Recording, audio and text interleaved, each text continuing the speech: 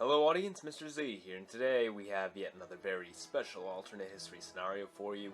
What if Sweden joined the Central Powers?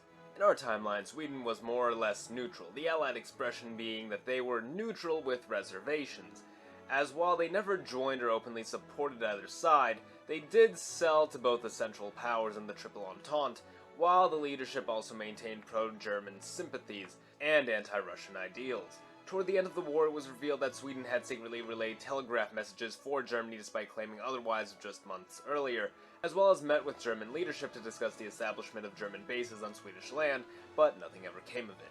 During the July crisis of 1914, King Gustav and Foreign Minister Wallenberg ensured Germany that should they engage in war with Russia, would, quote, never stand on Russia's side, and despite initially declaring neutrality, would reserve the right to initiate conflict at any point, should the need arise. All of this was done with the goal of preventing intervention from the UK too early on. However, as we all know, the invasion of Belgium just 1 month later threw a wrench into all of this, thus leaving Sweden out of direct conflict. Reflecting on the military force Sweden could have contributed, it's unfortunately not too substantial. At the time, Sweden had roughly 6 infantry divisions of 15,000 men, with perhaps another 6 in reserve, all of whom were armed with relatively primitive firepower, but this could be easily supplemented by the German weaponry. Geographically, bases could be established on the Swedish coast, creating a diversion for UK forces, but the effects would be minimal. However, this could also create a new front on which to combat Russia, leading to a swifter collapse. So, while the effects of Sweden joining the Central Powers wouldn't turn the tides of war, the aftermath certainly would change things. So with that in mind, let's get right into the scenario. Without changing the German invasion of Belgium and in turn much of the war, the ideal point of divergence would come in the form of cantankerous Russian Admiral Nikolai Essen, who felt it only a matter of time before Sweden entered the war, and suggested a preemptive strike on the Swedish Navy in Gotland, in an attempt to force them from the island. However, in our timeline, after reporting to one of his superiors, he was advised against it. However, had Essen followed through, there is little doubt Sweden would have declared war against Russia. Sweden would begin collaborating with Germany to help launch it as a war power, leading to the establishment of German bases throughout the Swedish coast, the regimentation and modernization of the Swedish army, and the recapturing of Gotland from Russia. While plans are made for an invasion of Finland, leading to prompter withdrawal of Russia from the war than in our timeline, and a reoccupation of Finland by Sweden, before withdrawing from the war themselves, almost as quickly as they came, they left. As the war comes to an end in an Allied victory, so did Sweden feel quite confident about their accomplishment. However, this did not exempt them from some of the same penalties as the rest of the Central Powers, notably reparations, a military limit, and a loss of its recently acquired land to Soviet Russia. Sweden had gotten a taste of national expansion, had lost men, and reinvigorated a fascination with militarism and nationalism, only for it to be taken away immediately. Beyond that, the Swedish people couldn't comprehend why they were facing such repercussions when they played what they perceived as a defensive role against an aggressive Russia. And while the nation would be nowhere near as destabilized as Germany was, the seeds of disillusion and injustice would have been sown in people's minds, leading to an increase in Swedish nationalism and militarism.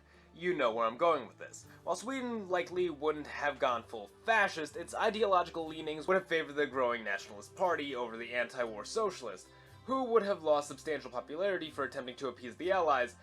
Also, as was in our timeline, Sweden was facing mass civil unrest. Strikes, protests, and even riots broke out until the need for government reform was acknowledged.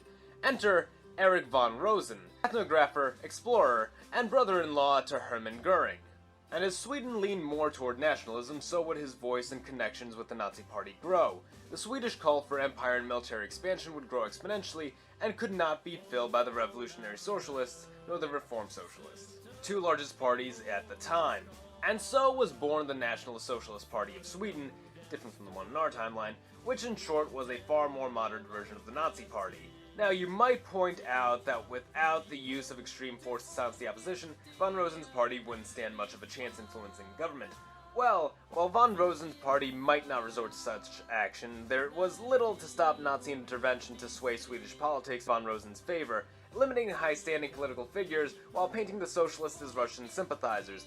And by 1934, the Swedish government was under majority National Socialist rule, with von Rosen as the prime minister. An alliance would be struck between Sweden and Germany, and the two would begin the planning of future military efforts, notably the invasion and occupation of Norway and the eventual invasion of the Soviet Union. On a grand scale, Sweden once again wouldn't have significantly turned the tides of war, as while a Swedish occupation of Norway would have likely been more welcome than a German occupation, leading to greater cooperation as well as fewer troops being exhausted in Scandinavia, Sweden simply wouldn't have been as active an ally nor significant an ally to the German cause.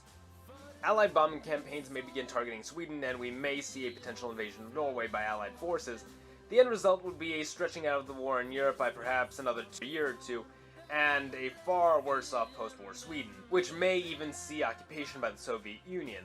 Overall, not much would have changed. So with all that said, I think I'm going to end the video here. Thank you all for watching. Be sure to like the video if you enjoyed it and subscribe for more. Mr. Z, out.